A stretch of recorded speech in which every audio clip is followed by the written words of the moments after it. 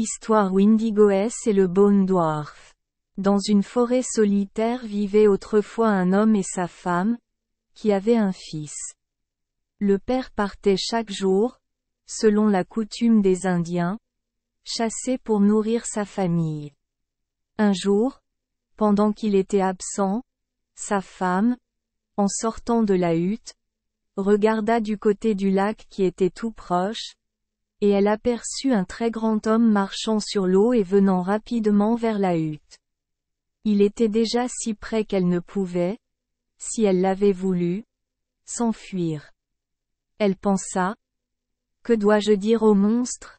Comme il avançait rapidement, elle entra en courant, et prenant la main de son fils, un garçon de 3 ou 4 ans, elle le fit sortir. Parlant très haut: Voyez, mon fils, dit-elle, votre grand-père. Puis il ajouta d'un ton d'appel et de supplication: il aura pitié de nous. Le géant s'est approché et a dit avec un grand A: Ah! Oui mon fils. Et il ajouta en s'adressant à la femme: Avez-vous quelque chose à manger? Par chance, la loge était bien approvisionnée en viande de toutes sortes. La femme pensa lui faire plaisir en lui tendant ces plats savoureux et soigneusement préparés. Mais il les repoussa avec dégoût, en disant: Je sens le feu, et, n'attendant pas d'être invité, il s'empara du cadavre d'un cerf qui gisait près de la porte, et l'expédia presque sans s'arrêter pour reprendre haleine. Lorsque le chasseur rentra chez lui, il fut surpris de voir le monstre, tellement il était effrayant. Il avait encore ramené un cerf, qu'il n'avait pas plus tôt abattu que le cannibale s'en empara, le déchira en morceaux et le dévora comme s'il avait jeûné depuis 8 jours. Le chasseur regarda avec crainte et étonnement, et dans un murmure il dit à sa femme qu'il craignait pour leur vie, car ce monstre était celui que les Indiens appellent Windigoès. Il n'osait même pas lui parler, et le cannibale ne disait pas un mot, mais dès qu'il eut fini son repas, il s'étendit et s'endormit. Le soir, le Windigo dit aux gens qu'ils devaient aller à la chasse, et il s'éloigna vers le nord. Vers le matin, il revint, tout taché de sang, mais il ne fit savoir où il avait été ni quel genre de gibier il recherchait. Bien que le chasseur et sa femme eussent de terribles soupçons sur le sport auquel il s'était adonné. Cependant sa faim ne semblait pas apaisée, car il prit le cerf que le chasseur avait amené et le dévora avec avidité, laissant la famille préparer son repas avec les viandes séchées qui avaient été réservées dans la loge. Le Windigo et la famille du chasseur vécurent ainsi pendant quelque temps, et ils furent surpris que le monstre n'ait jamais attenté à leur vie. Bien qu'il ne dormait jamais la nuit, mais sortait et revenait toujours, à l'aube, taché de sang et l'air très sauvage et affamé. Comme il n'y avait plus de cerf pour achever son repas, il ne disait rien. En vérité, il était toujours calme et sombre, et il parlait rarement à aucun d'entre eux. Lorsqu'il le faisait, son discours s'adressait principalement aux garçons. Un soir, après avoir ainsi séjourné plusieurs semaines chez eux, il informa le chasseur que le moment était venu pour lui de prendre congé, mais qu'avant de le faire, il lui donnerait un talisman qui porterait chance à son loge.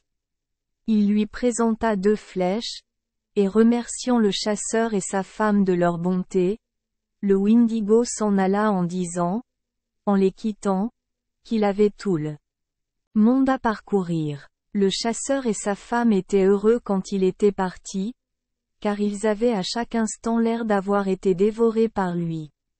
Il essaya les flèches, et elles ne manquèrent jamais d'abattre ce qu'elles visaient. Il vivait prospère et content depuis 1 an, lorsqu'un jour, le chasseur étant absent, sa femme sortant de la loge, vit approcher quelque chose comme un nuage noir. Elle regarda jusqu'à ce qu'il s'approche, lorsqu'elle s'aperçut que c'était un autre Wendigo ou cannibale géant. Se souvenant de la bonne conduite de l'autre, elle ne craignit pas celui-ci, et lui demanda de regarder dans la loge. Il l'a fait. Et, après avoir regardé autour de lui, constatant qu'il n'y avait pas de nourriture à portée de main, il devint très en colère et, profondément déçu, il prit la hutte et la jeta au vent. Au début, il parut à peine remarquer la femme dans sa colère. Mais aussitôt il jeta sur elle un regard féroce, et, la saisissant par la taille, malgré ses cris et ses supplications, il l'emporta. Il ne prêtait aucune attention au petit-fils qui courait en se lamentant. À la tombée de la nuit, lorsque le chasseur revint de la forêt, il fut stupéfait. Sa loge avait disparu et il vit son fils assis près de l'endroit où elle se trouvait, versant des larmes. Le fils montra la direction que le Wendigo avait prise et tandis que le père se précipitait, il trouva les restes de sa femme éparpillés sur le sol. Le chasseur a noirci son visage et a juré dans son cœur qu'il se vengerait. Il construisit une autre hutte, et rassemblant les ossements de sa femme, il les plaça dans la partie creuse d'un arbre sec. Il laissa son garçon s'occuper de la loge pendant son absence, chassant et errant d'un endroit à l'autre, s'efforçant d'oublier son malheur et recherchant le méchant Wendigo. Il n'était parti que peu de temps un matin, lorsque son fils lança ses flèches à travers le haut de la hutte et courut les chercher, il ne put les trouver nulle part. Le garçon avait tenté sa chance et il était perplexe d'avoir tiré ses flèches complètement hors de vue. Son père lui fabriqua d'autres flèches, et lorsqu'il se retrouva seul, il en tira une.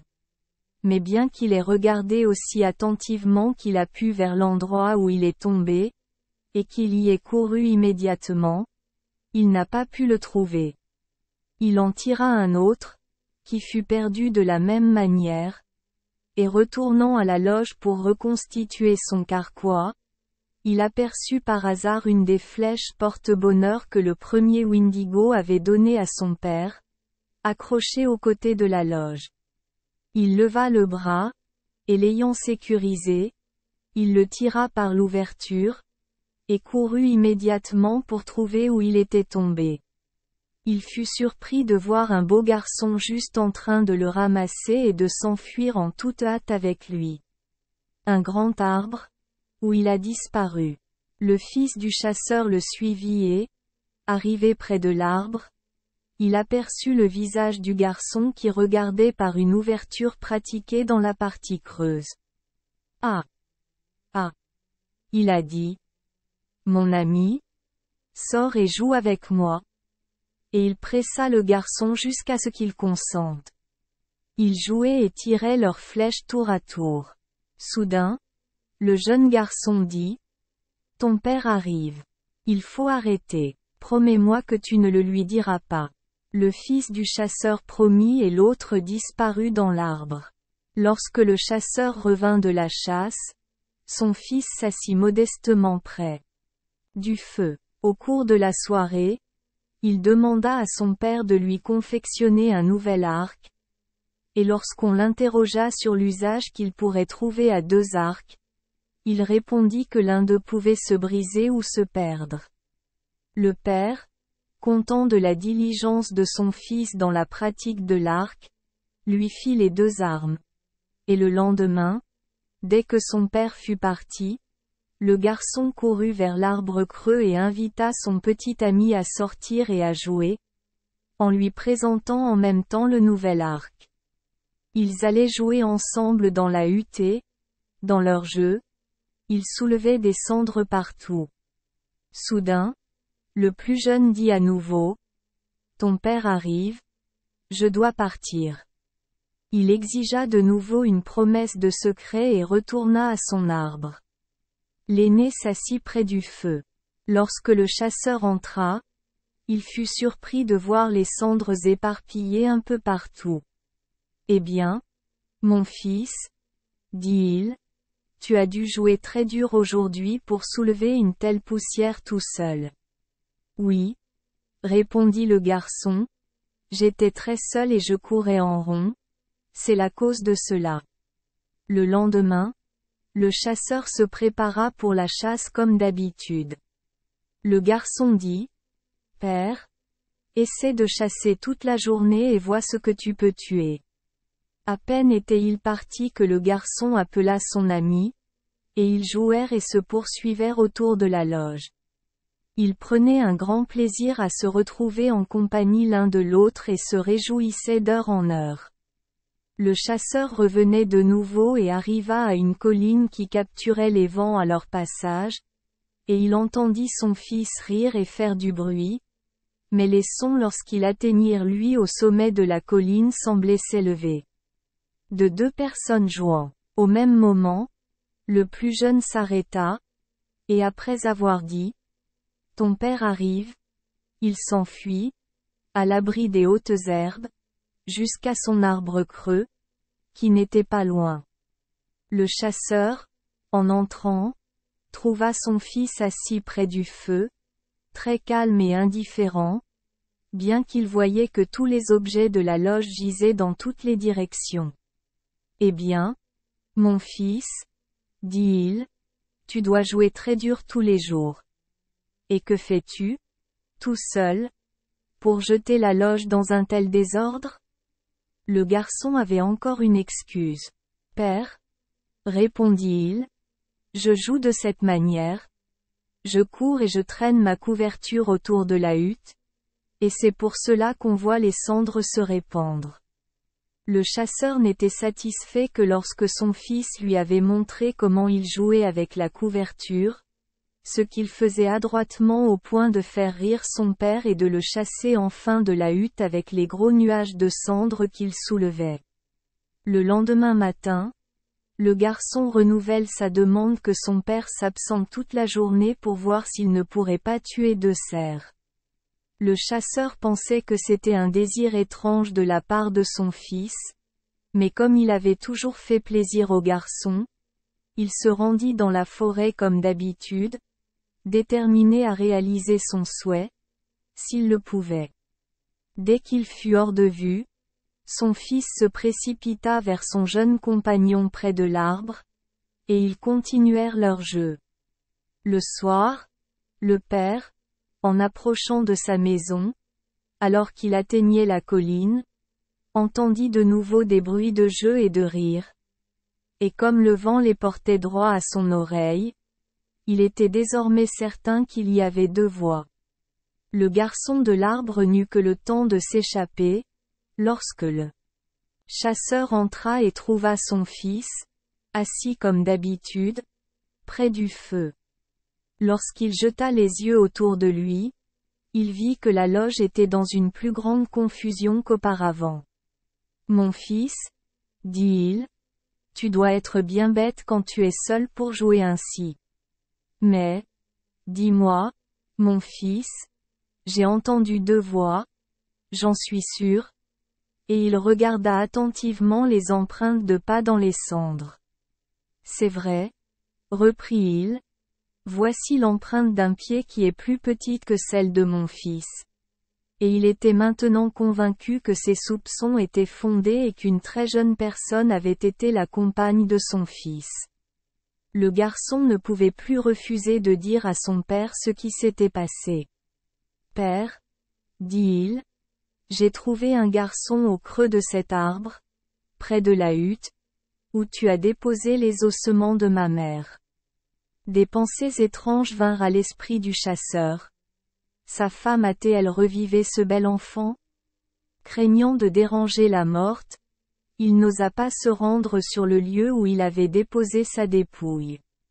Il engagea cependant son fils pour attirer le garçon vers un arbre mort, à la lisière d'un bois, où il pourrait tuer de nombreux écureuils volants en y mettant le feu. Il dit qu'il se cacherait à proximité et qu'il emmènerait le garçon. Le lendemain, le chasseur se rendit donc dans les bois, et son fils, appelant le garçon de l'arbre, le pressa de l'accompagner pour tuer les écureuils. Le garçon objecta que son père était proche, mais il fut finalement persuadé de partir, et après qu'ils eurent tiré sur l'arbre, et pendant qu'ils étaient occupés à tuer ou à prendre les écureuils, le chasseur apparut soudainement et serra l'étrange garçon dans ses bras.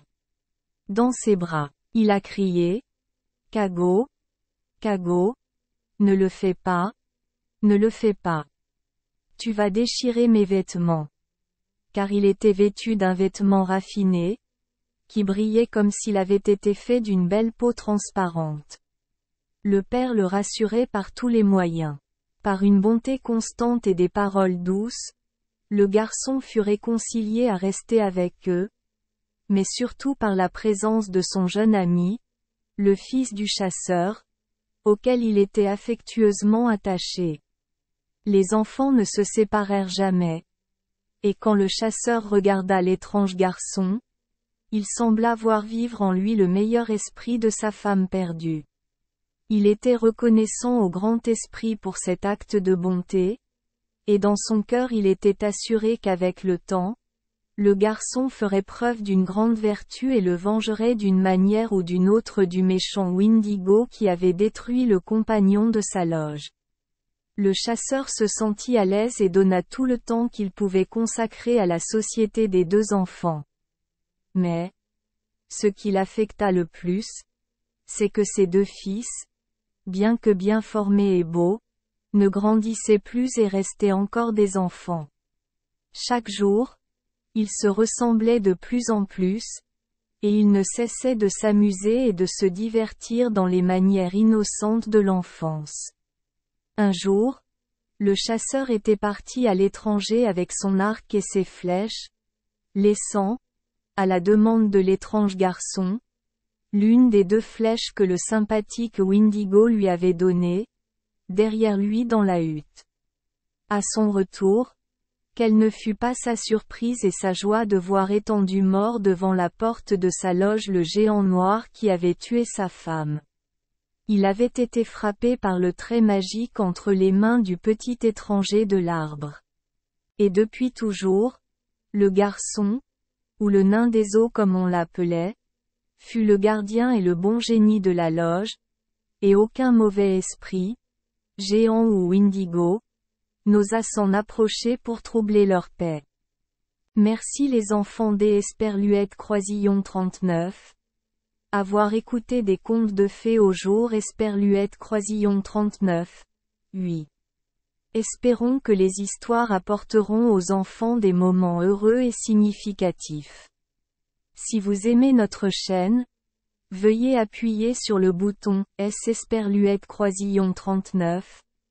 Abonner, pour ne manquer aucune histoire intéressante. Je vous souhaite une bonne nuit de sommeil et de beaux rêves. Rendez-vous dans la prochaine histoire.